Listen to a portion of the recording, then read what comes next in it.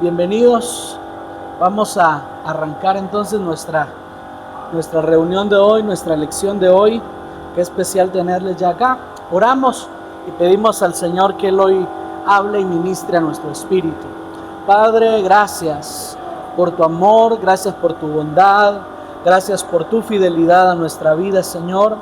Hoy oramos, Padre bueno, que puedas hablar a nuestro espíritu, a nuestro corazón. Hoy disponemos, Señor, nuestros sentidos espirituales a poder ser transformados por la verdad de tu palabra, Señor, y que al terminar este tiempo, al salir de este lugar, haya una medida de tu Hijo Jesucristo que se exprese de una forma más gloriosa y excelente a través de nosotros.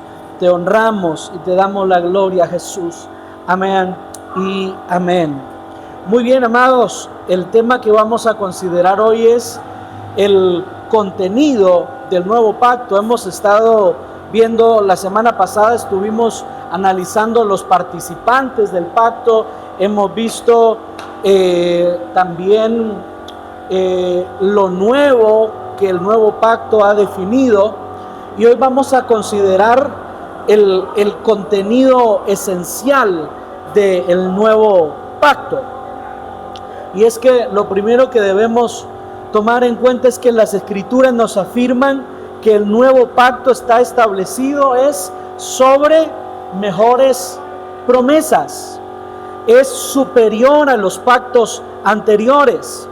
Y vamos a definir primero que las promesas del nuevo pacto inicialmente son superiores a las de los pactos anteriores, porque en su esencia son espirituales, en su naturaleza son espirituales. Todas las promesas que ustedes pueden ver en las Escrituras, en todos los pactos que Dios hizo con diferentes personas, todas las promesas eran terrenales, ¿sí? A Abraham se le promete una nación, es física, terrenal, política. Se le ofrece una tierra que también era o es real, terrenal, material. Todas las cuestiones de las promesas de Dios en los diferentes pactos habían sido con esta cualidad, humanas, terrenales, y todo lo terrenal tiene la cualidad de ser efímero, pasajero. Hoy es y mañana ya no, pero las realidades, verdades y promesas que Dios ha determinado en el nuevo pacto lo hacen superior porque en esencia son espirituales, aunque definitivamente tienen una manifestación terrenal y humana que hace trascendente nuestra vida en la tierra. Y es desde esta realidad entonces que ya el nuevo pacto se posiciona con mejores promesas que todos los anteriores. Todos los anteriores fueron terrenales, pero esta realidad es espiritual. Entonces vamos a considerar una lectura en la carta a los Hebreos, capítulo 8, y vamos a leer los versos del 8 al 13. Ahí encontramos la esencia de las promesas de Dios en este nuevo pacto. Y está ahí en su lección. Y dicen las Escrituras: porque reprendiéndolos dice, he aquí vienen días, dice el Señor, en que estableceré con la casa de Israel y la casa de Judá un nuevo pacto, no como el pacto que hice con sus padres el día que los tomé de la mano para sacarlos de la tierra de Egipto, porque ellos no permanecieron en mi pacto y yo me desentendí de ellos, dice el Señor. Por lo cual, este es el pacto que haré con la casa de Israel después de aquellos días, dice el Señor. Y en estos versos es donde encontramos esas promesas espirituales. Dice: pondré mis leyes en la mente de ellos y sobre su corazón las escribiré, y seré a ellos por Dios y ellos me serán a mí por pueblo. Ninguno enseñará a su hermano diciendo, ¿conoces al Señor? Porque todos me conocerán, desde el menor hasta el mayor de ellos, porque seré propicio a sus injusticias y nunca más me acordaré de sus pecados y de sus iniquidades. Al decir nuevo pacto, ha dado por viejo al primero, y lo que se da por viejo y se envejece está próximo a desaparecer. Bien, entonces es en estos versos donde nosotros encontramos el contenido esencial, las promesas trascendentales y espirituales que Dios ha determinado en este nuevo pacto. Y encontramos estas promesas divididas en tres bloques principales: el perdón de pecados y el lavamiento. También recibimos vida y poder del Espíritu. Y número 3, obtenemos conocimiento interno de Dios. Estas son los tres bloques grandes en los que las promesas para este nuevo pacto son una realidad superior para la iglesia. Tenemos perdón de pecados y lavamiento, recibimos una nueva vida y poder, y obtenemos conocimiento innato de Dios. Y vamos a avanzar en esto, el perdón de los pecados. En este contenido esencial del nuevo pacto, en lo que corresponde al perdón de pecados, vamos a considerar justamente a Cristo como el sacrificio perfecto y definitivo para nuestro perfeccionamiento. Vamos a considerar que ya no fue necesario sangre de animal. Vamos a considerar cómo la sangre de Cristo nos limpia la conciencia para poder servirle a Él, y cómo hemos nosotros muerto en Cristo al pecado y tenemos una nueva vida. Entonces, veamos que este asunto del perdón de pecados aparece en los versículos 10 y 11, que dice: porque seré propicio a sus injusticias y nunca más me acordaré de sus pecados y de sus iniquidades. Entonces, estos versos desde el 10 hasta el 12 constituyen esa nueva realidad y verdad de las promesas. Pero el versículo 12, ese verso final, arranca diciendo: porque seré propicio a sus injusticias y nunca más me acordaré de sus pecados. Esa palabra inicial, porque, justamente nos demuestra que Dios es propicio a nuestras injusticias, y es lo primero que ocurre para que todo lo anterior pueda ser una realidad. Si consideramos estos versos, tenemos, las promesas son: voy a poner mis leyes en la mente de ellos, sobre su corazón las escribiré, serán ellos mi pueblo, ninguno enseñará a su hermano diciendo, ¿conoces al Señor? Porque todos me conocerán. Todas esas serán una realidad, porque eso es lo que está ahora determinando la veracidad de que todo lo anterior dicho va a ser una realidad.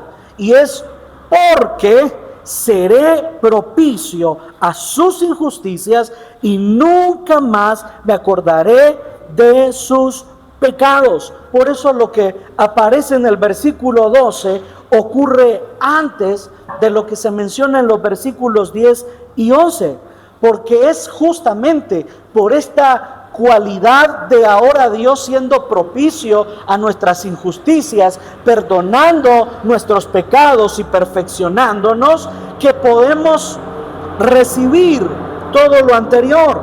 Entonces, recordemos en este asunto del perdón de pecados, que en el antiguo pacto había todo un ritual para la expiación del pecado de los pueblos. ¿Sí? Debían traer ofrendas, sacrificios, para que la ira de Dios cayera únicamente sobre el animalito, la sangre derramada, y no sobre el pueblo. Esa era la idea inicial y la idea principal de estos sacrificios en el antiguo pacto. Ahora, el problema es que estos sacrificios tenían cualidades que lo hacían imperfecto.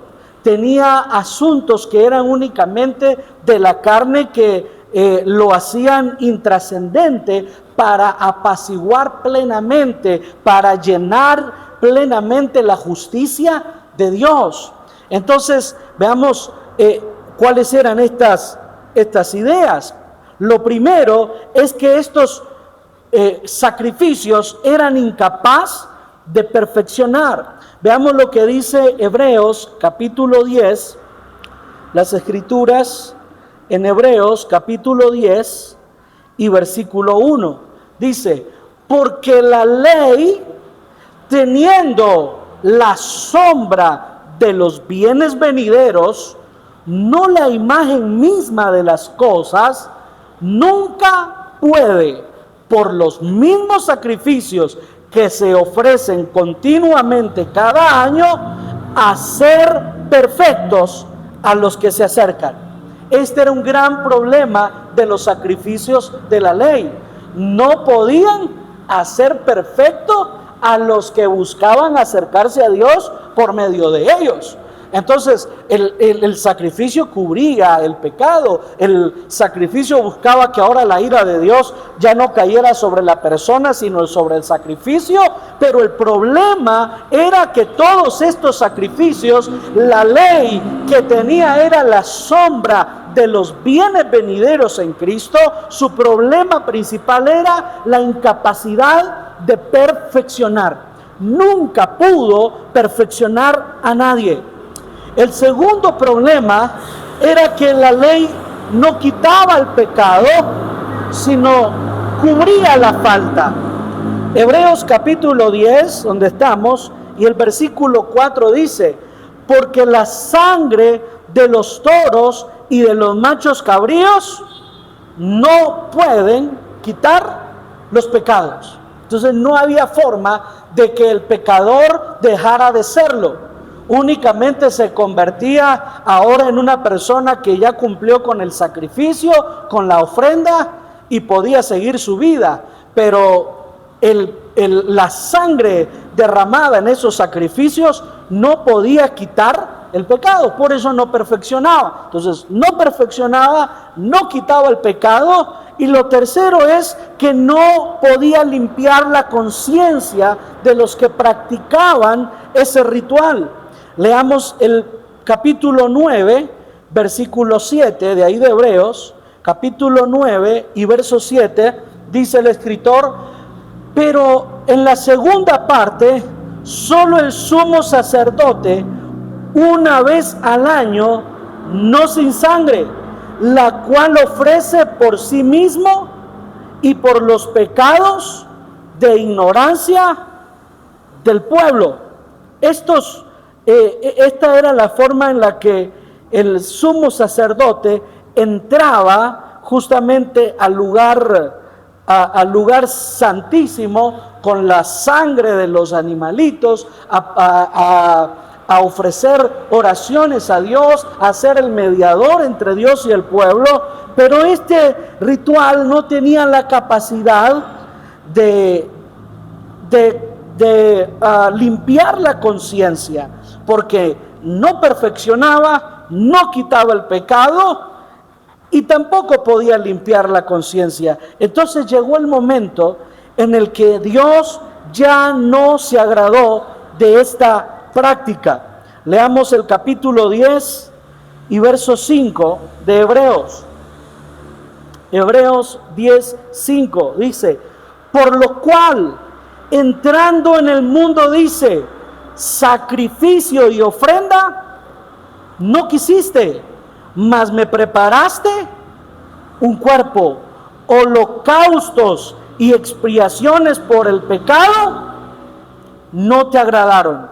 Entonces dije, he aquí vengo, Dios, para hacer tu voluntad, como en el rollo del libro está escrito de mí. ¿Quién es este? Cristo, el Hijo Eterno, diciendo, bueno, entrando en el mundo, irrumpiendo en la materialidad, entrando en el tiempo cronológico, la eternidad, irrumpiendo la historia humana, establece esta realidad y verdad. Sacrificios y ofrendas, ya no. Ya no satisfacían la justicia del Padre, ya no agradaban la justicia y la bondad del Padre, aunque fueron instituidos para eso, aunque fueron definidos para que la justicia de Dios pudiera ser satisfecha y que su ira no cayera sobre la humanidad. Llegó el momento en la historia en la que esos sacrificios y ofrendas, Él ya no las quiso. Ya no le fueron a Él suficiente. Justamente fue el gran problema por el que se recuerdan cuando Jesús tira todo el mercado que tenían en el templo. ¿Cuál era el problema? Ustedes lo que hicieron fue convertir la casa del Padre en cueva de ladrones, porque ya ni siquiera se tomaban el tiempo en poder buscar una ofrenda que realmente cumpliera con todos los requisitos que Dios había definido en la ley, sino ya iban al mercado, compraban y presentaban. Entonces convirtieron la casa del Padre en una cueva de ladrones, donde únicamente se escondían del mal que habían hecho. Es decir, el gran problema. Entonces el verso 6 dice, holocaustos y expiaciones por el pecado ya no te agradaron. Entonces me preparaste fue un cuerpo. Y es en este escenario, pastor, este pasaje de habéis convertido mi casa en cueva de ladrones, no es con relación a las ventas que a veces se hacen en las iglesias. Muchas veces hay pastores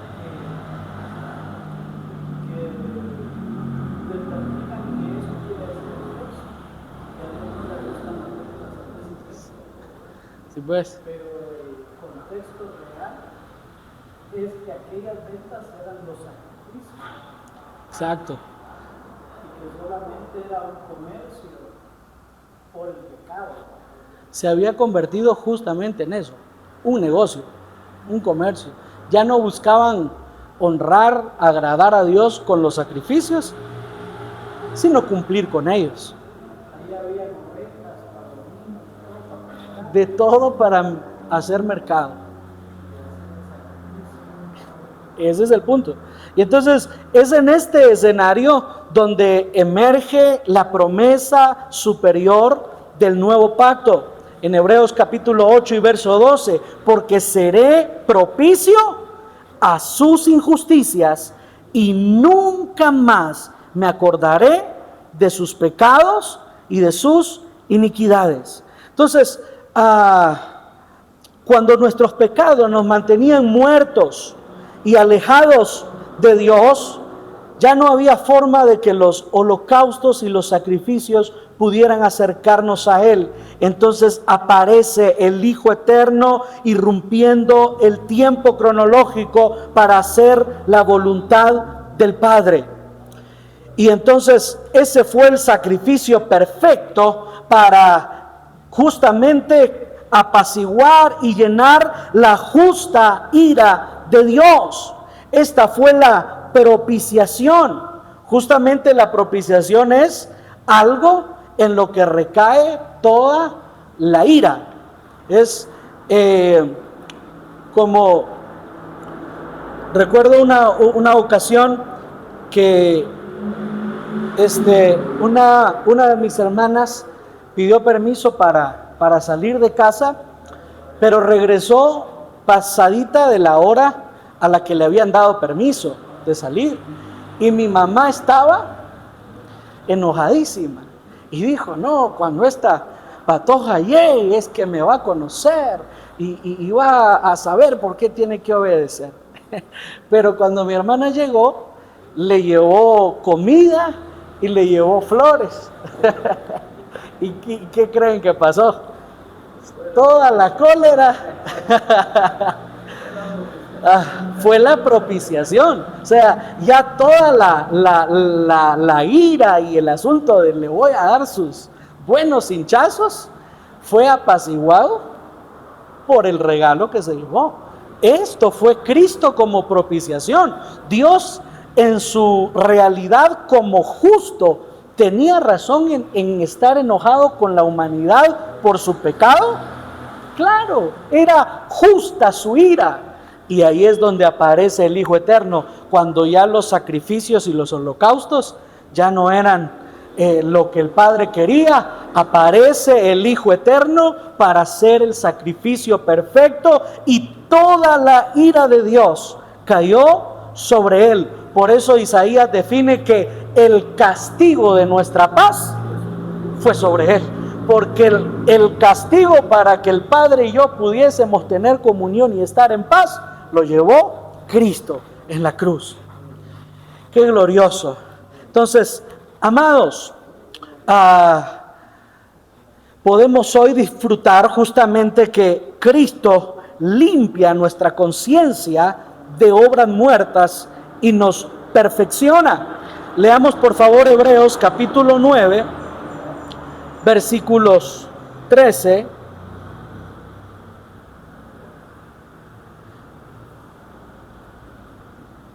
Hebreos capítulo 9 y versículo 13.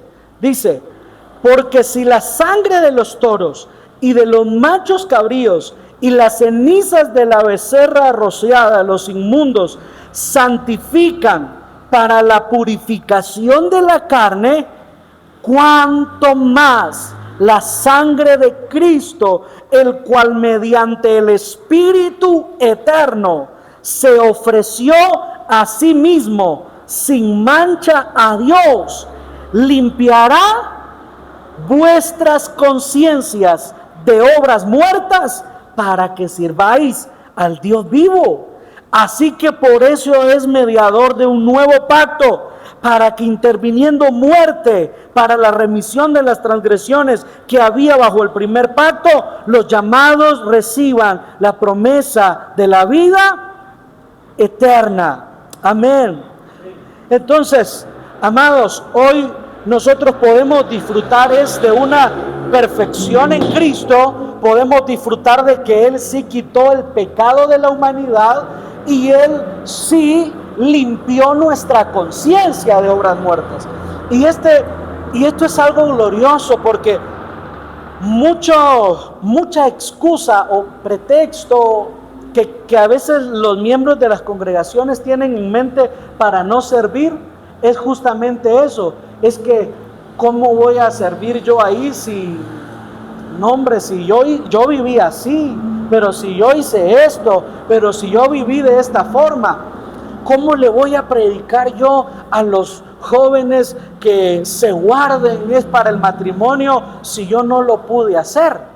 Y tenemos esos problemas, que son justamente problemas de conciencia, porque sabemos que ya Cristo nos perdonó y lo tenemos a veces bien claro, pero nuestra conciencia nos sigue acusando.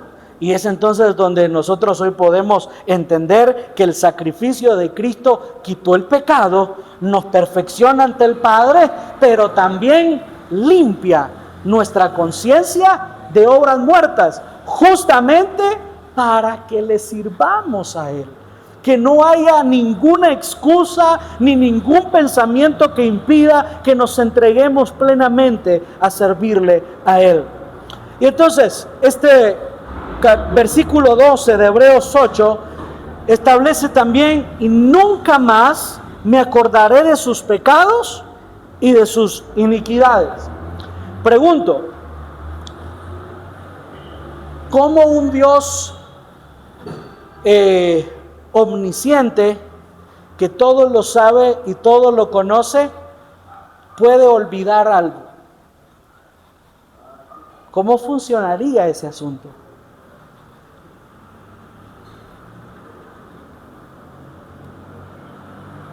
si todo lo sabe, si todo lo conoce, ¿cómo puede olvidarse de un asunto?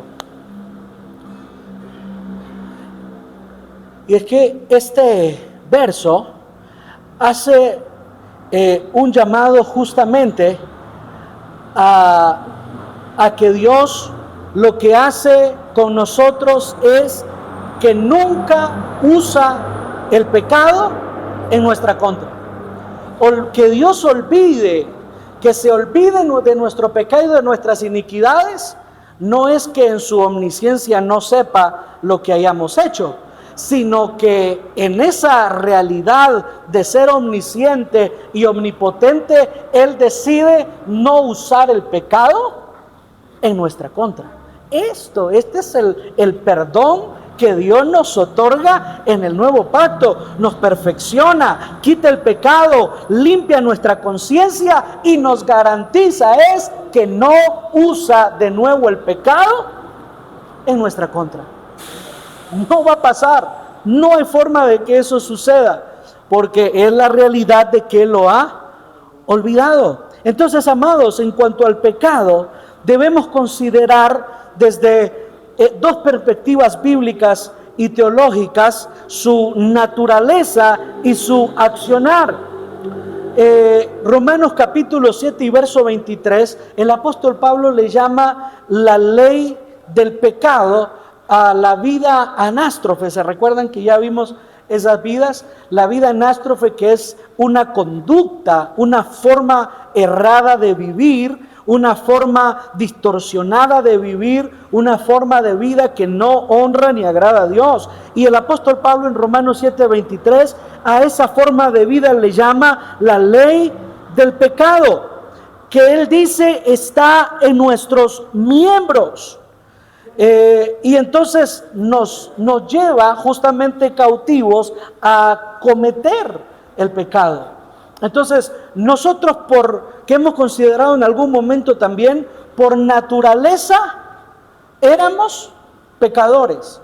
No nos convertimos en pecadores cuando pecamos por primera vez. Nuestra naturaleza era pecado, y porque ya éramos pecadores es que cometimos pecados.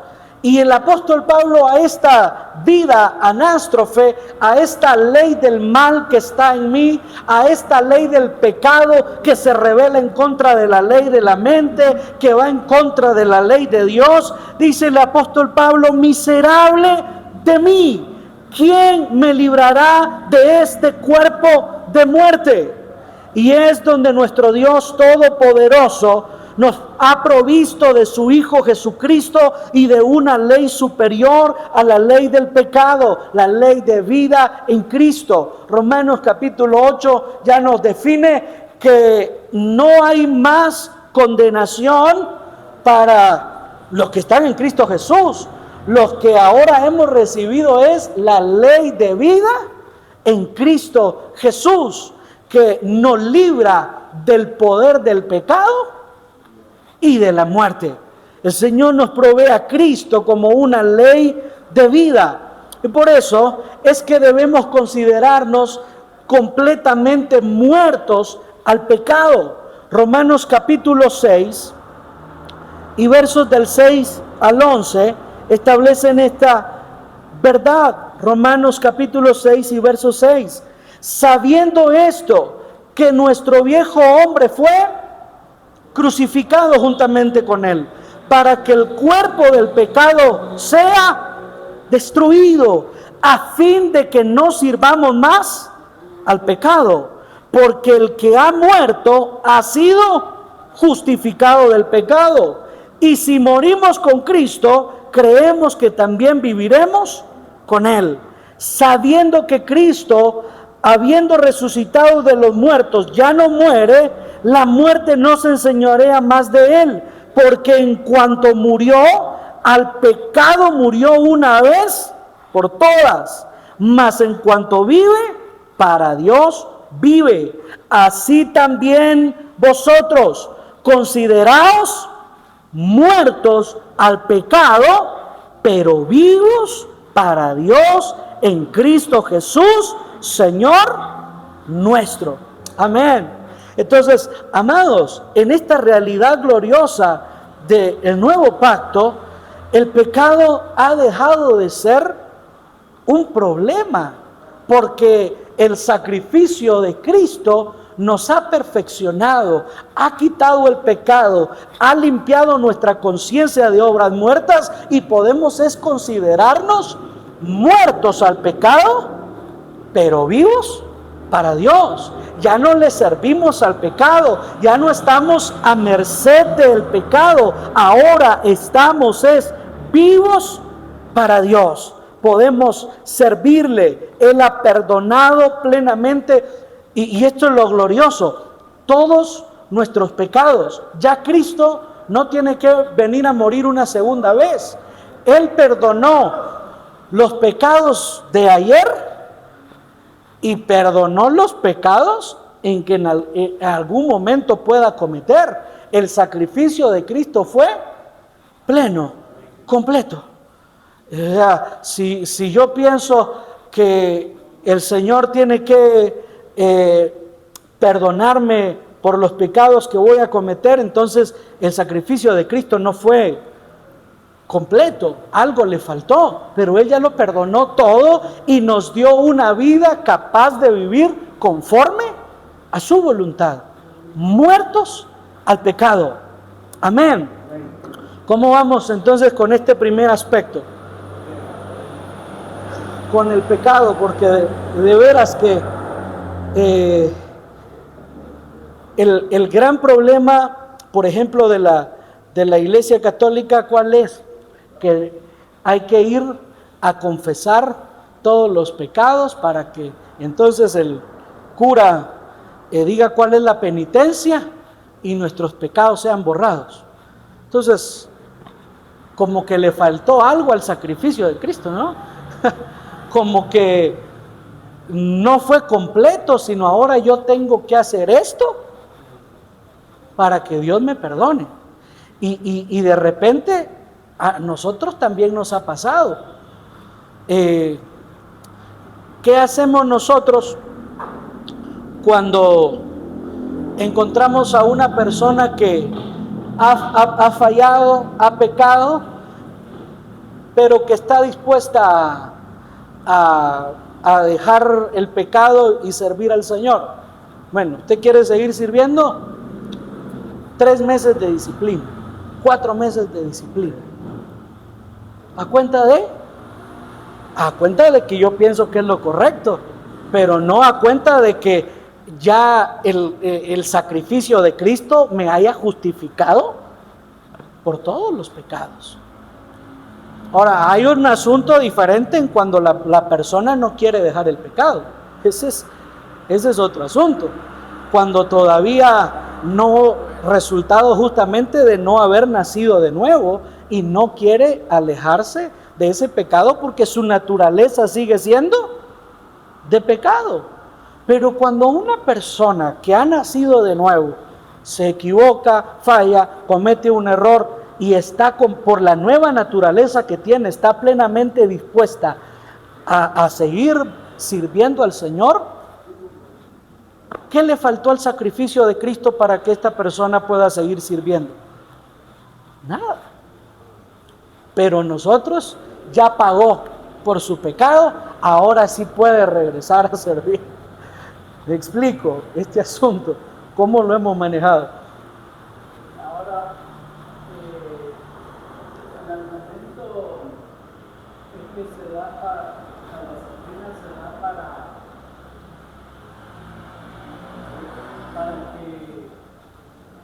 que esta persona mayor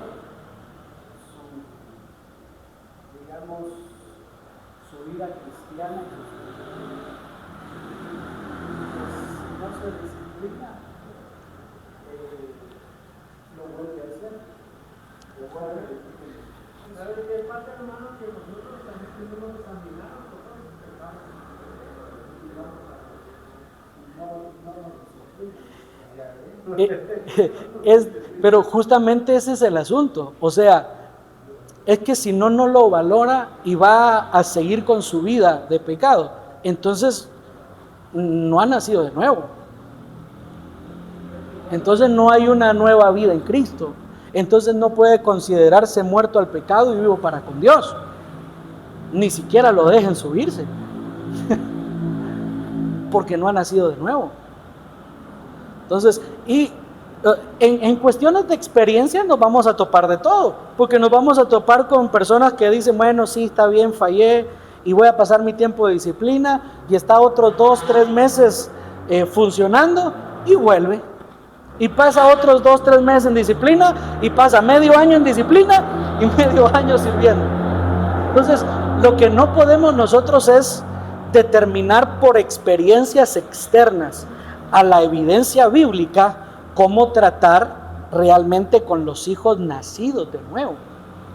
¿Sí? Todas nuestras experiencias pueden darnos una orientación, guiarnos para tomar una decisión, pero no puede ser la base con la que yo determino hacer todas las cosas, sino deben ser las Escrituras. Creo que un hermano que teníamos en la iglesia,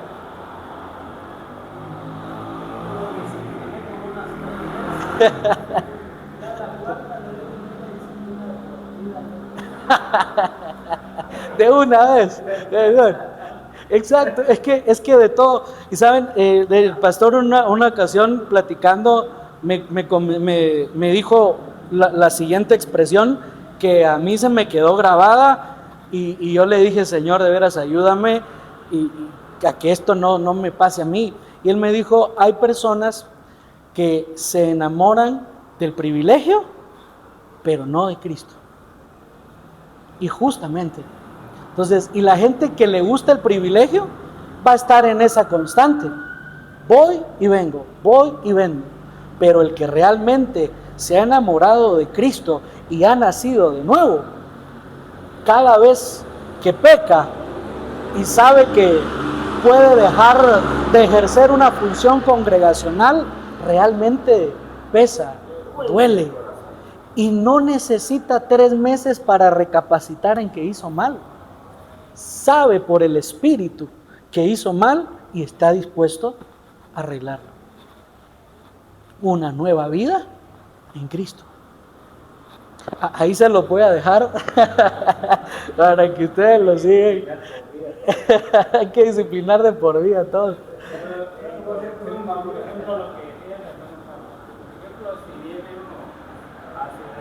A un miembro para que valore los privilegios que tiene interno. Adelante.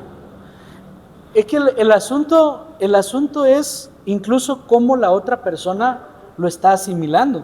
Porque la otra persona lo puede tomar como un castigo y bueno, ya pagué por mi pecado, entonces ya puedo regresar. Y ya sé entonces cuánto vale cada pecado. Si hago esto es 1 mes. Si hago lo otro son 3 meses. Entonces hay muchos, o mejor de por vida. En cambio pero una persona que ha nacido de nuevo, ella entiende que su vida ha sido entregada y rendida a Cristo para siempre. Y el pecado que cometió le pesa, le duele, pero sabe que ya Cristo lo ha perfeccionado, lo ha limpiado y ha purificado su conciencia, no para pasar 3 meses en disciplina, sino para servirle. Pero hay cosas que van a quedar obviamente a consideración de cada pastor, ¿verdad? Considero que de repente, tal vez no haya más disciplina, sino restauración, ¿no? Siendo restaurado. Y ese es el otro asunto, porque está bien llamarlo ese, ok, vas a tener 3 meses de restauración, pero ¿cómo estamos abordando esos 3 meses de restauración? ¿Realmente estamos teniendo un discipulado con Él? ¿Realmente estamos compartiéndole la vida en Cristo? ¿Estamos teniendo tiempos de comunión con Él? ¿O ese tiempo de restauración es deje de participar de asuntos en la iglesia y solo asista a los cultos? Eso no es restauración. Exactamente. Pero bien, amados, avancemos en este asunto entonces. El segundo contenido esencial y que es realidad justamente porque ya Él fue propicio a nuestras injusticias y se olvidó de nuestros pecados y de todas nuestras iniquidades, es que recibimos vida y poder. Hebreos capítulo 8 y verso 10 nos dice: pondré mis leyes en la mente de ellos y sobre su corazón las escribiré. Entonces, en este contenido esencial de vida y poder, recibimos en Él una ley de vida que ahora es escrita en nuestro corazón, una ley que ahora es espíritu de vida en nosotros. Y vamos a conocer justamente lo que esta realidad hace en nosotros. Y este verso nos muestra la diferencia que existe entre el nuevo pacto y el viejo pacto, porque en el viejo pacto la ley estaba puesta fuera del hombre y estaba escrita en tablas de piedra, pero en el nuevo pacto hoy Dios las pone en nosotros. ¿Se recuerdan cómo era antes? Átalas a tu cuello, escríbelas en los postes de tu casa, escríbelas en los dinteles de las puertas, pero ahora es: yo escribiré mis leyes en sus mentes y las pondré en el corazón. Ya no es un asunto externo. Antes, en el viejo pacto, Israel tenía el arca del pacto donde estaban las tablas de la ley de Moisés, fuera de ellos, de una forma extrínseca, pero ahora es en nosotros. Segunda de los Corintios, capítulo 3 y verso 6, el apóstol Pablo habla algo especial de ellos.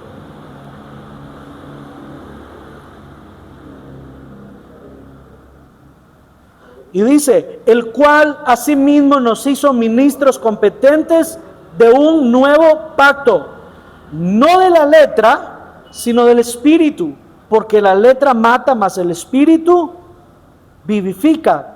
Y si el ministerio de muerte, grabado con letras en piedras, fue con gloria, tanto que los hijos de Israel no pudieron fijar la vista en el rostro de Moisés a causa de la gloria de su rostro, la cual iba de padecer, ¿cómo no será más bien con gloria el ministerio del Espíritu? Justamente porque ahora está en nuestro corazón, en nuestra mente. Entonces, en este caso, ¿cuál es la ley que puede ser puesta dentro de nosotros y puede ser escrita sobre nuestros corazones? ¿Cuál sería la naturaleza de esta ley? Y la ley del espíritu de vida en Cristo Jesús, que no es un asunto de letra fuera de nosotros, que no es un asunto ajeno a nosotros, sino es una verdad implantada en nosotros. En las Escrituras vemos que la ley que puede ser puesta dentro de nosotros y escrita en nuestros corazones no es la ley de piedra, sino la ley de vida. Y no toda ley, veamos esto importante, no toda ley necesariamente es vida, pero toda vida posee una ley. Y la ley que Dios imparte dentro de nosotros se origina en la vida de Dios que nos ha sido impartida. Y es porque tenemos la vida de Dios que también debemos tener la ley de vida en Cristo Jesús. Dios vino al mundo en su Hijo, y en el Hijo de Dios entra, y el Hijo de Dios entra en el hombre por medio del Espíritu. Leamos por favor Romanos capítulo 8 y versículo 2, que lo hemos citado en algún momento, y hoy lo vamos a leer textualmente. Romanos 8, leamos del versos 1 y 2. Ahora pues, ninguna condenación hay para los que están en Cristo Jesús, los que no andan conforme a la carne, sino conforme al Espíritu, porque la ley del Espíritu de vida en Cristo Jesús me ha librado de la ley del pecado y de la muerte, porque lo que era imposible para la ley, por cuanto era débil por la carne, Dios, enviando a su Hijo en semejanza de carne, de pecado, y a causa del pecado condenó el pecado en la carne, para que la justicia de la ley se cumpliese en nosotros, que no andamos conforme a la carne, sino conforme al Espíritu. La justicia de la ley en piedra, la justicia de la ley que Dios dio a Moisés, esa justicia se nos es imputada en el Espíritu por la obra de Cristo. Y entonces todo lo que antes fue todo un libro, todo un asunto de estudio por el judaísmo externo a él, es ahora una sola verdad puesta en nosotros, la ley de vida en Cristo Jesús. Y es justamente esta ley la que nos hace vivir conforme a la voluntad del Padre, honrándole a Él, agradándole a Él. Por eso es que, amados, nosotros no tenemos todo un listado de leyes, todo un listado de normas y reglamentos, sino en Cristo Jesús nosotros tenemos una sola ley, la ley de vida en Cristo Jesús. Esa ley es la que gobierna todo lo que nosotros somos y nos hace andar conforme a la voluntad del Señor. Bueno, ¿Será que concuerdas con que dice que podemos llegar a la altura de la noche? ¿Concuerda eso que dice que podemos llegar a la altura de la noche? claro, es esa ley de vida en nosotros la que desarrolla la vida de Cristo en nosotros. No hay forma de llegar a esa medida de plenitud si no es solo en Cristo. Entonces, veamos que esta ley de vida tiene una función espontánea en nosotros. Entonces, por ejemplo, nosotros no forzamos nuestros oídos para oír, o nuestros ojos para ver algo, o nuestra lengua para degustar algo, sino que nuestros ojos ven por naturaleza, nuestros oídos escuchan por naturaleza, a menos que haya ya un problema ahí de alguna enfermedad, pues ya se buscan algunos aparatitos, ¿no? Eso, o que ya no hay vida, pero después, por naturaleza, nosotros vemos, oímos y sentimos. ¿Y qué pasa cuando nosotros percibimos un olor desagradable? Tapamos la nariz, ¿no? Ahora, es un reflejo involuntario. Huelo algo feo, rápido esto, ¿no? Porque es natural. De repente voy a comer algo y eso está ya pasado. La respuesta involuntaria es escupirlo, ¿no? Porque es natural. Así actúa la ley de vida en Cristo Jesús en nosotros, de manera espontánea.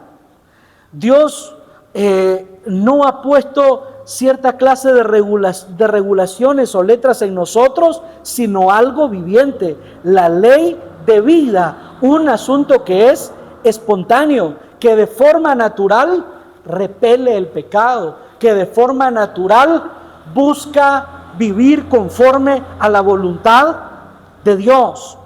¿Cómo vamos hasta acá? ¿Todo bien? Ezequiel capítulo 36, versos 25 al 28 y Jeremías 31 del 31 al 24 nos definen estas promesas también. Leamos Ezequiel 36, 25.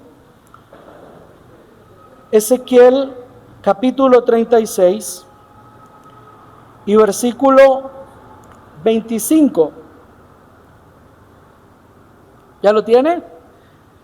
Dicen las Escrituras: esparciré sobre vosotros agua limpia y seréis limpiados de todas vuestras inmundicias y de todos vuestros ídolos os limpiaré. Os daré un corazón nuevo y pondré espíritu nuevo dentro de vosotros. Y quitaré de vuestra carne el corazón de piedra y os daré un corazón de carne.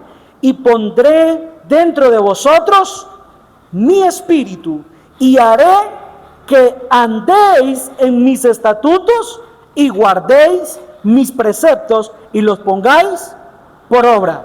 Amén. Mire este asunto. En esta realidad de Dios, poner dentro de nosotros su espíritu, Él ya no pide que andemos conforme a sus estatutos. Él ya no pide que vivamos conforme a sus ordenanzas. ¿Qué hace Él? Él mismo hace que nosotros andemos. Lo que nos enseña Hebreos 13, que es el Hijo en nosotros haciendo todo lo que es agradable delante de Dios por medio de la sangre del pacto eterno.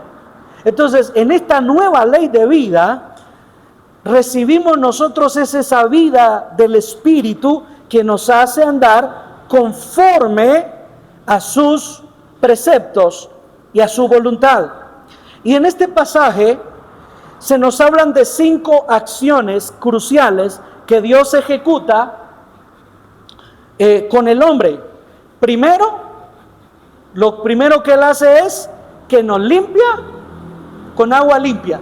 ¿Sí? Él purifica toda contaminación. Lo que ya vimos en el primer aspecto de que Dios quita el pecado.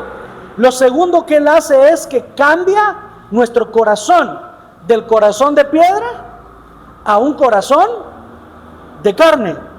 ¿Qué más hace? Nos trae vida eterna y comunión. Porque ¿qué es lo que Él hace? Pone un espíritu nuevo en nosotros y pone su espíritu en nosotros. Nos da ese espíritu nuevo. El Espíritu Santo ahora mora en nosotros. Entonces tenemos limpieza, un cambio de corazón. Tenemos ahora nosotros es una nueva vida en Cristo y Dios pone su espíritu en nosotros. Estas 5 acciones divinas combinadas entre sí producen en nosotros 5 realidades sobrenaturales. Primero, habilidad divina para andar en sus estatutos, que fue lo que Él dijo: yo haré que anden en mis estatutos.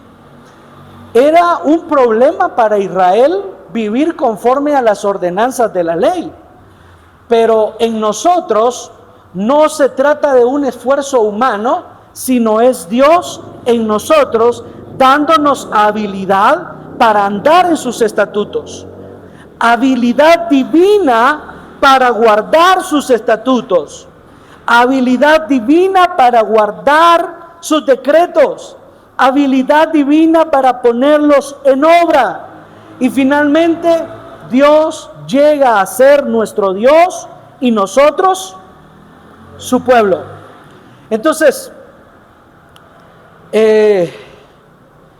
esta realidad, cuando hablamos de cómo Dios ha puesto su ley dentro de nosotros y la ha escrito sobre nuestros corazones, debemos comenzar por la regeneración. La regeneración, que significa que el Espíritu Santo ha puesto la vida increada de Dios en el espíritu del hombre. La regeneración es algo nuevo que toma lugar en el espíritu del hombre. Por tanto, no es un asunto de comportamiento, sino es un asunto de una nueva vida. La regeneración es nacer de Dios. Juan 1:13, nacemos es por voluntad del Espíritu, nacer del cielo. 1 Corintios 15:47, traemos la imagen del celestial. Somos celestiales y ahora traemos la imagen del celestial. Y la regeneración significa también nacer del agua y del Espíritu. Entonces la vida que recibimos en el momento de la regeneración no es una vida carnal, sino espiritual. Al igual que el viento, esta vida no tiene forma y no se puede ver, como se lo enseñó Jesús a Nicodemo en Juan 3:8.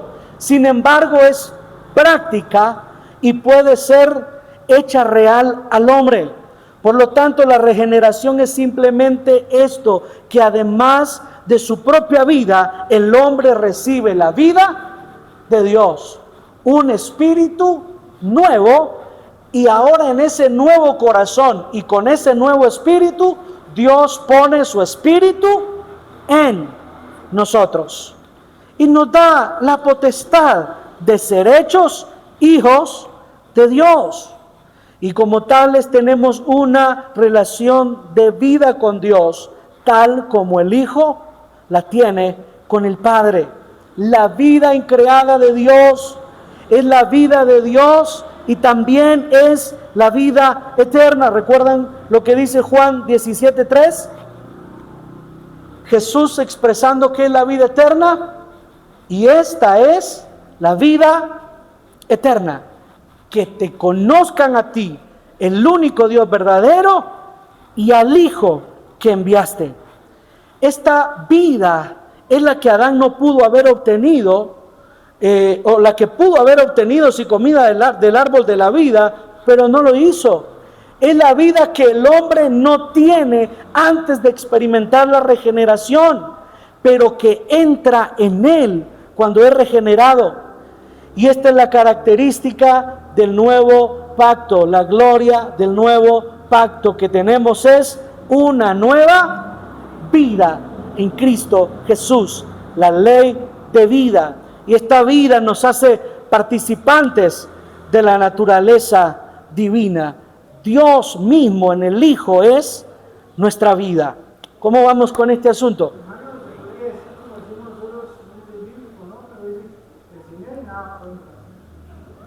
Claro, Jesús dijo, separados de mí, nada podemos hacer. Muy bien, y lo último, en los 3 bloques que dividimos las promesas, es que tenemos conocimiento interno, conocimiento innato de Dios, ¿sí? Este conocimiento innato viene por una vida nueva que hemos recibido. Este conocimiento innato es porque tenemos la unción del Santo que nos enseña todas las cosas. Es porque tenemos el Espíritu que nos guía a toda verdad. Y la tenemos justo desde nuestro interior. Entonces, este otro punto esencial del nuevo pacto es la capacidad que tenemos en el Espíritu de conocer a Dios. Y el verso que hace referencia es Hebreos capítulo 8 y verso 11, donde hemos encontrado estas promesas, que dice, y nadie tendrá necesidad de preguntar a su hermano, ¿conoces al Señor? ¿Por qué razón? Nadie tendrá necesidad. Porque todos me conocerán, desde el menor hasta el mayor de ellos. Este es un conocimiento innato que resulta de la vida que hemos recibido. Toda vida trae en su genética un conocimiento natural. Estuvimos cotejando un poquito de eso hace algunas clases y pusimos algunos ejemplos de algunas especies de animales que hacen cosas impresionantes que nadie se las enseñó a hacer. Ellos las hacen por naturaleza, porque hay un conocimiento innato por tener una vida que puede llevar eso a cabo. Por ejemplo, ¿qué es lo primero que hacen los bebés cuando nacen? llorar. Cuando un bebé nace, sale del vientre de la mamá, respira y suelta el primer llanto. ¿Quién les enseñó a respirar? Si pasaron 9 meses fue adentro, recibiendo todo por el cordón umbilical. ¿Quién les enseñó que tenían que jalar aire cuando salieran? Es conocimiento innato, se trae. Usted le ponen al bebé a la mamá en su pecho y el bebé lo busca y empieza a succionar. ¿Quién les enseñó a jalar? Conocimiento innato por la vida que tienen. Entonces nuestra nueva vida en Cristo Jesús nos trae un entendimiento y conocimiento innato de Dios, de lo que Él es. Entonces avancemos en esto. Oseas capítulo 4 y verso 6 justamente dispone esta realidad diciendo: mi pueblo fue destruido porque le faltó conocimiento. Ahora, pregunta, ¿conocía Israel a Dios? Sí. Entonces, ¿cómo ahora viene Oseas a decir es que le faltó al pueblo conocimiento? Y es que la falta de conocimiento que mencionan estos versos se refiere no a la falta de conocer que hay un Dios, no a la falta de conocer que hay un único Dios verdadero, no a la falta de conocer el poder de ese único Dios verdadero, sino a la falta de conocerlo a Él mismo. Los hijos de Israel fueron desobedientes al grado de que fueron destruidos. Y esto se debió principalmente al hecho de que no conocían a Dios. Pero alabamos al Señor porque el nuevo pacto tiene esta característica: todo aquel que tiene la vida eterna le conoce a Él, porque esta es la vida eterna, que le conozcan, que le conozcamos a Él y al Hijo. Hoy en día la vida eterna cumple la función es de dar a conocer a Dios. Y la característica del nuevo pacto es que Dios nos ha dado revelación y dirección en la ley de vida. Él nos permite adorarle, servirle y tener comunión con Él a fin de que podamos seguir adelante paso a paso y conocerle todos los días más. Y ahora debemos ver cómo esta ley de vida es que nos permite conocer a Dios sin que ninguna persona nos enseñe. Hebreos 8:11 encontramos esa verdad: ninguno enseñará a su prójimo ni ninguno a su hermano diciendo conoces al Señor, porque todos me conocerán, desde el menor hasta el mayor de ellos. En el texto original la frase ninguno enseñará es muy enfática, refiriéndose a que de ninguna manera nadie enseñará.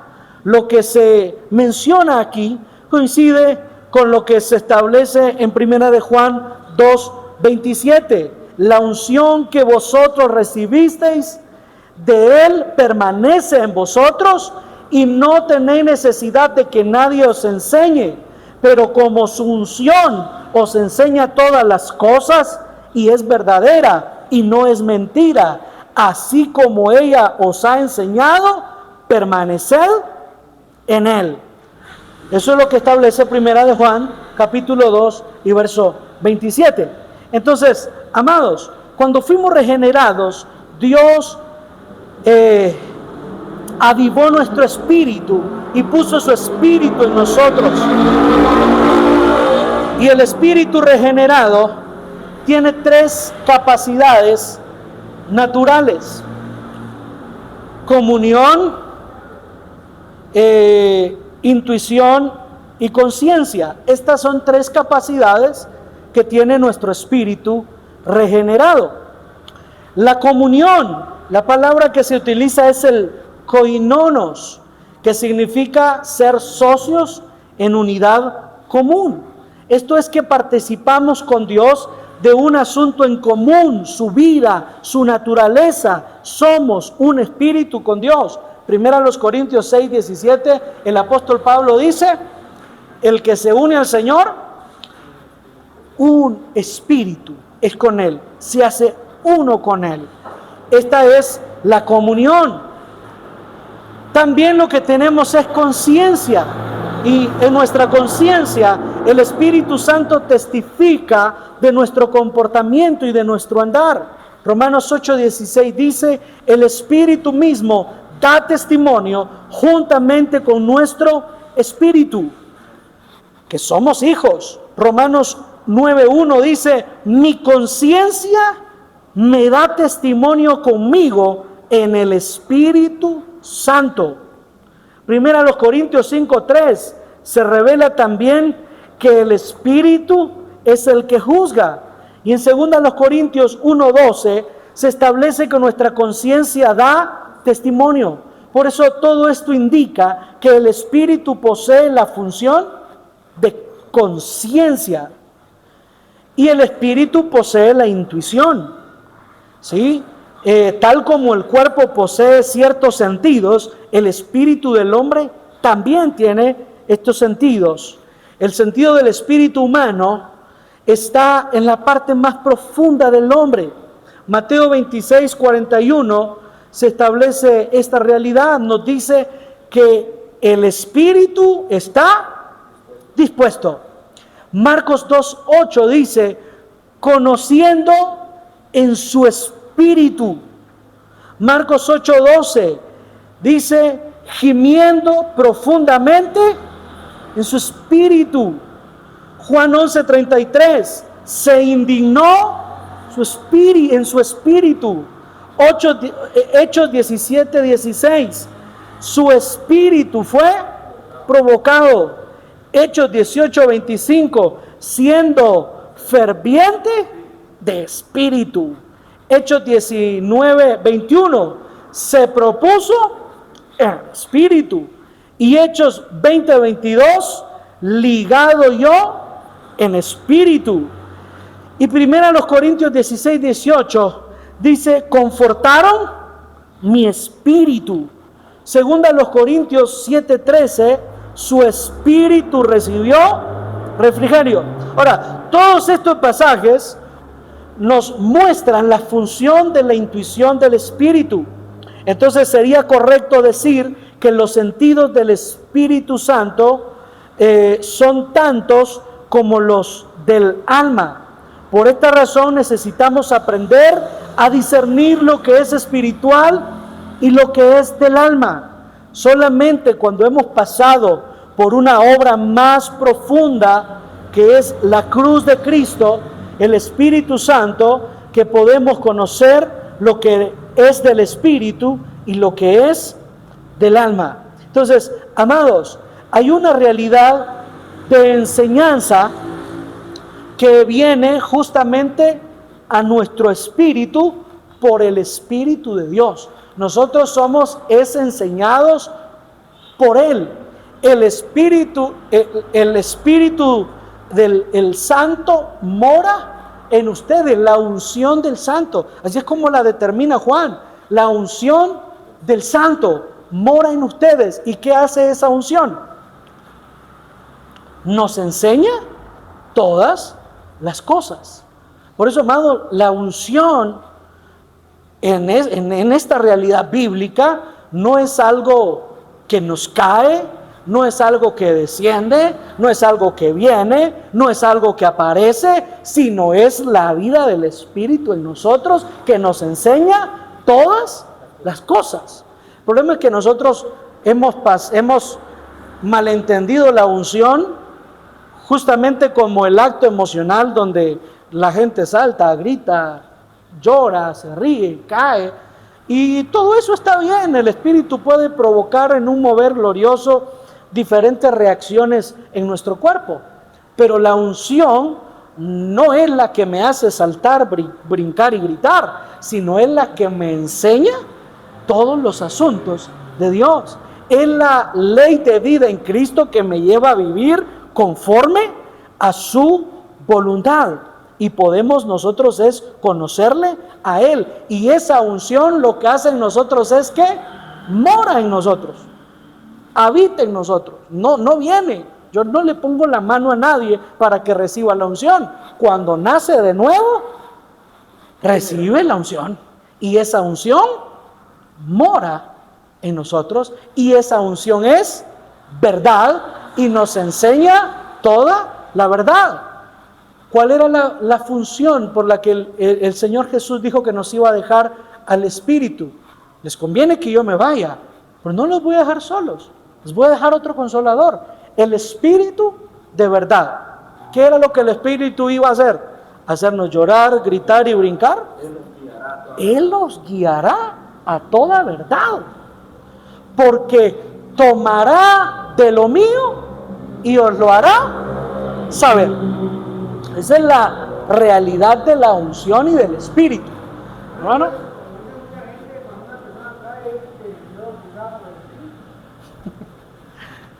No, definitivamente no, porque en un tiempo de oración y ministración, caerte, no caerte, no implica nada.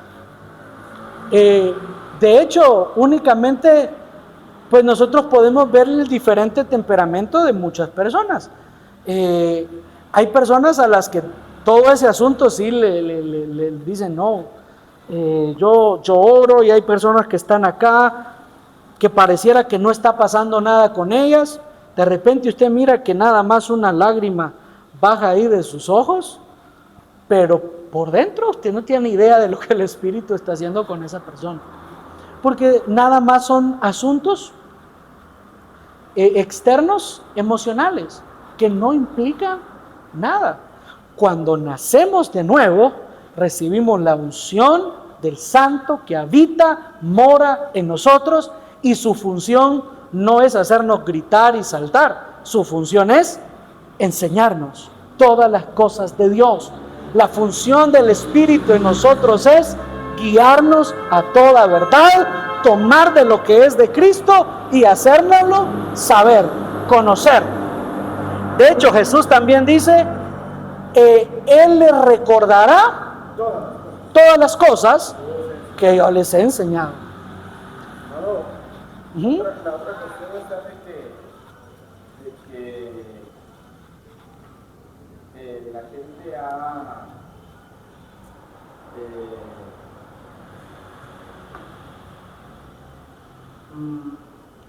malinterpretado la llenura del Espíritu Santo con el bautismo del Espíritu Santo.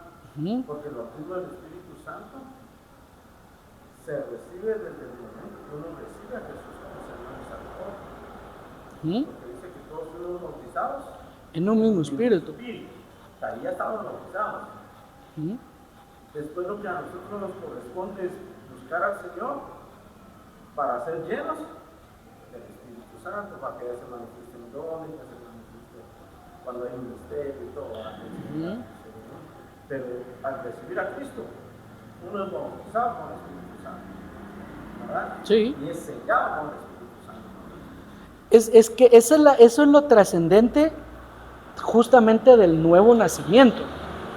Porque es que, ¿cuál es el asunto nuestro? ¿Por qué cosas medimos nosotros que la campaña tuvo éxito? Porque 7 personas, 10 personas, 20 personas levantaron su mano para rendir su vida a Jesús. Pero cuando usted las ve el otro día, siguen viviendo su vida normal.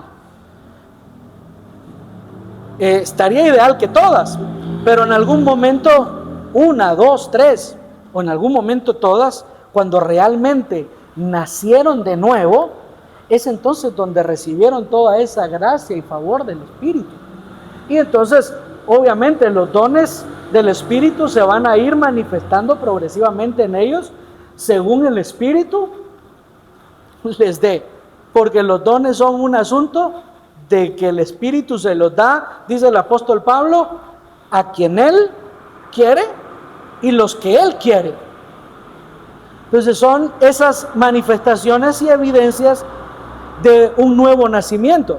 Entonces todo radica en el nuevo nacimiento.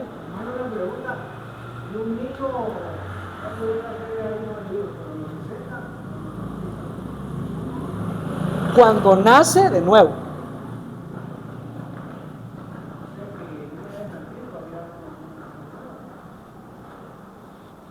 Un niño. No, lo que pasa es que cuando se recibe a Jesús es cuando uno llega a ser hijo de Dios.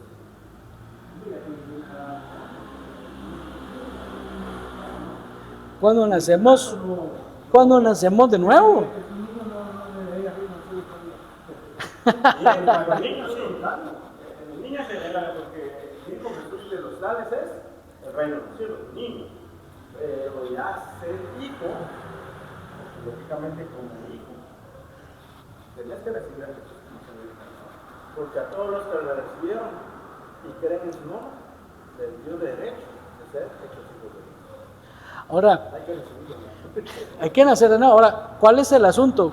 También que hay que tomar en cuenta que el apóstol Pablo establece, inspirado por el Espíritu Santo, justamente el hecho de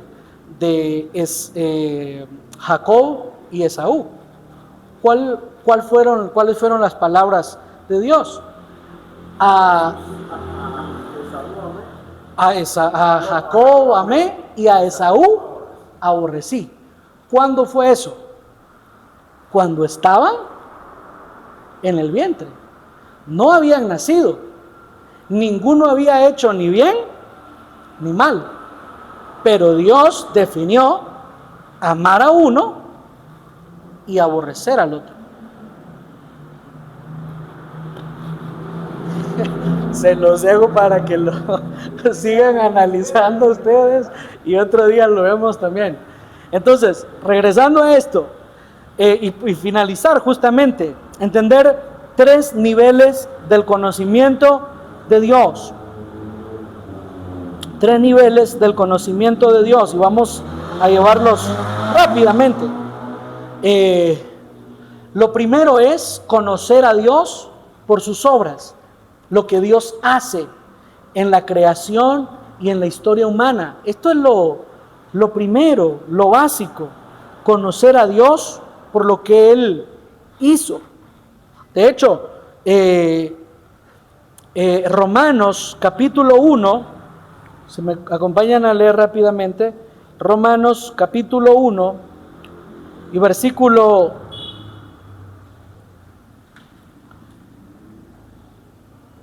Romanos capítulo 1,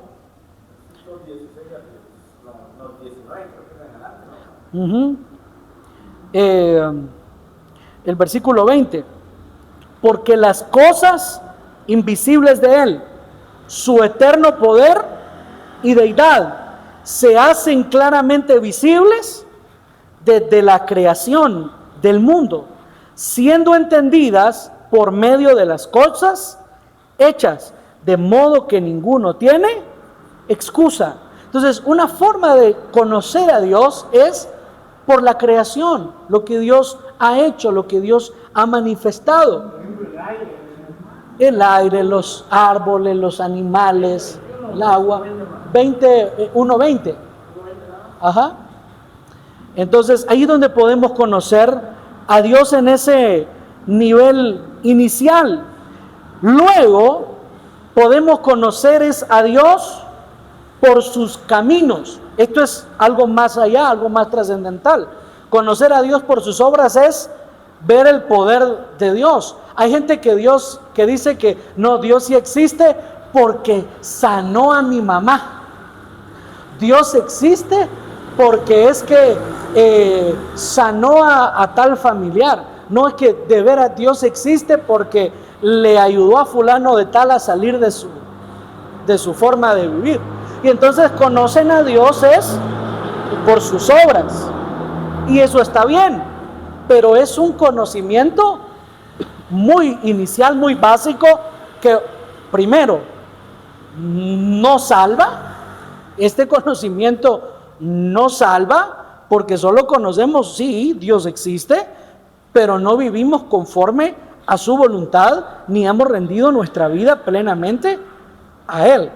Entonces, lo segundo es conocerlo por sus caminos. Conocerlo por sus caminos significa conocer el principio mediante el cual Dios hace las cosas. Hay un ejemplo ahí en Génesis 18, 22 al 26, con Abraham. ¿Se recuerdan cómo ora Abraham a Dios cuando se iba Dios iba a castigar a Sodoma y a Gomorra? ¿Cómo ora Abraham? No, como el Dios Todopoderoso.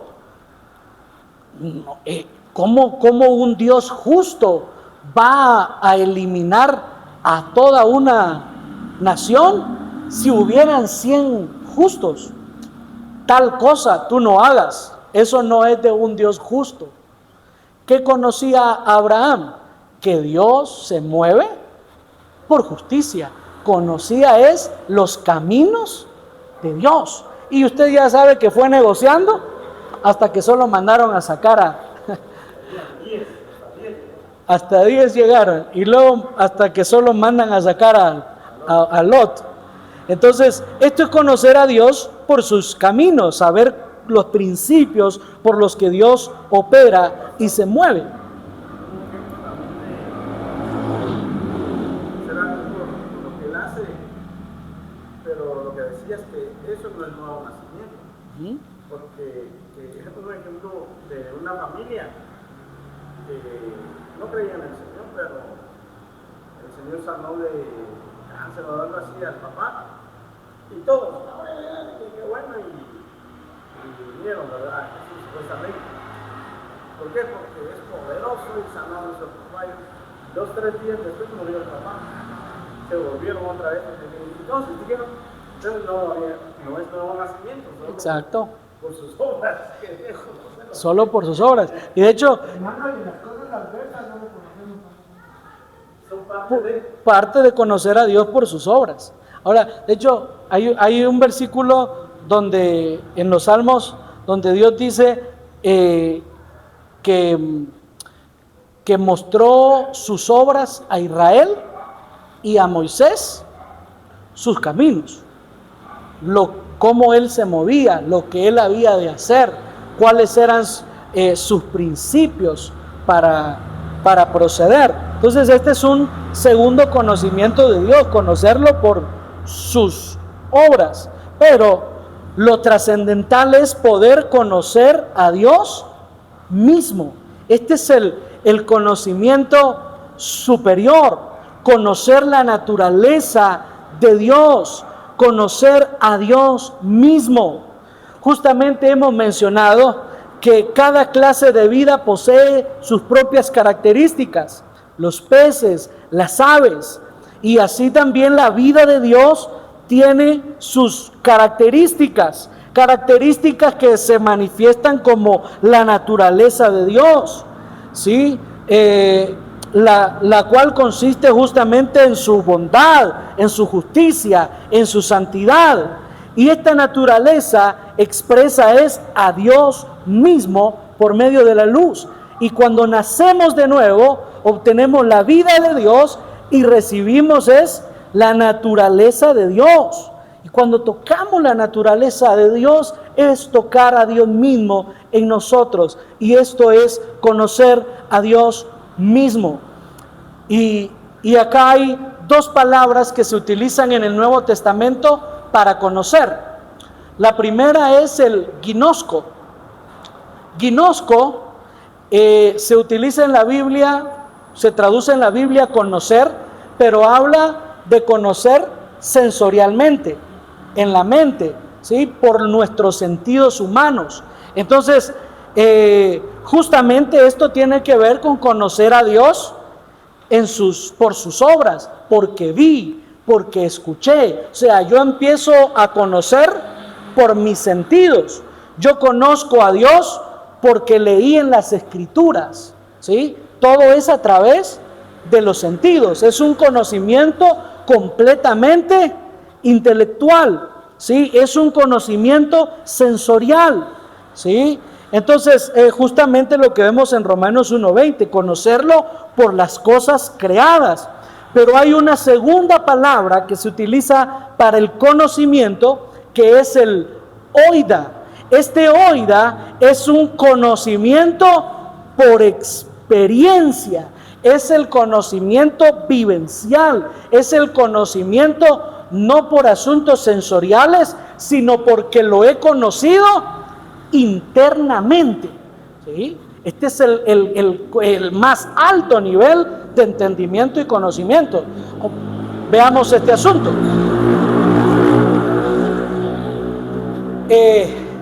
¿A cuántas personas, incluyéndonos nosotros, se les ha predicado de Cristo en la cruz y de que su sacrificio nos perdona y nos da vida eterna? A un resto. Y conocieron de un Jesús que dio su vida desde una perspectiva sensorial. Bueno, sí, el predicador dijo, la Biblia dice, hay libros que tienen a Jesús como un gran maestro de la historia, ¿sí? Y conocen a Jesús desde ese entendimiento. Pero ¿por qué nosotros estamos acá y por qué nosotros servimos a Dios?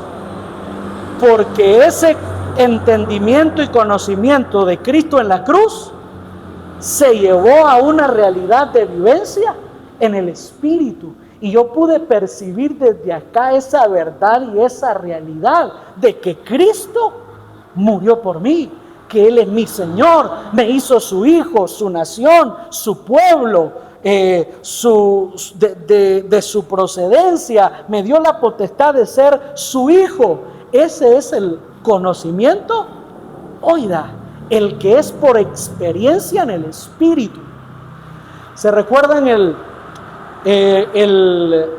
hombre al que Jesús sanó de ceguera? Y la gente le preguntaba que cómo había sido ese asunto, y hasta mandaron a llamar a sus papás, a los papás de él, para preguntarle si de veras había estado ciego y si Jesús lo había sanado. Pero el asunto era, si ustedes han leído la historia, de que si ellos afirmaban a Jesús como el Hijo de Dios, lo que iban a hacer era a expulsarlos, a cortarlos de Israel. Entonces los papás se lavaron las manos y dijeron, no, ya tiene edad, sí, que responda él.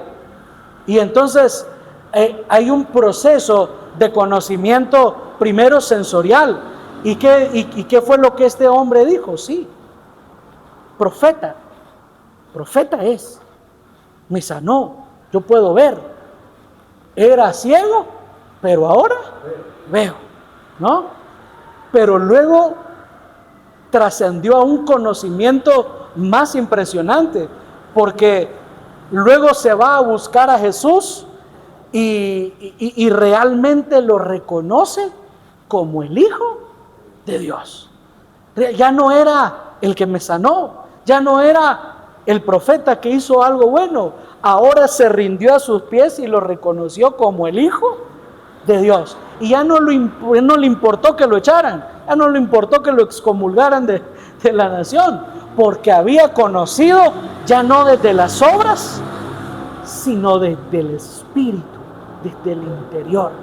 Y esta es la enseñanza del Espíritu en nosotros. Por eso ese asunto de nadie enseñará, nadie tendrá necesidad de enseñar, porque todos me conocerán desde el menor hasta el mayor, es esta realidad, no un conocimiento sensorial, sino un conocimiento interno en el Espíritu que cambia todas las cosas.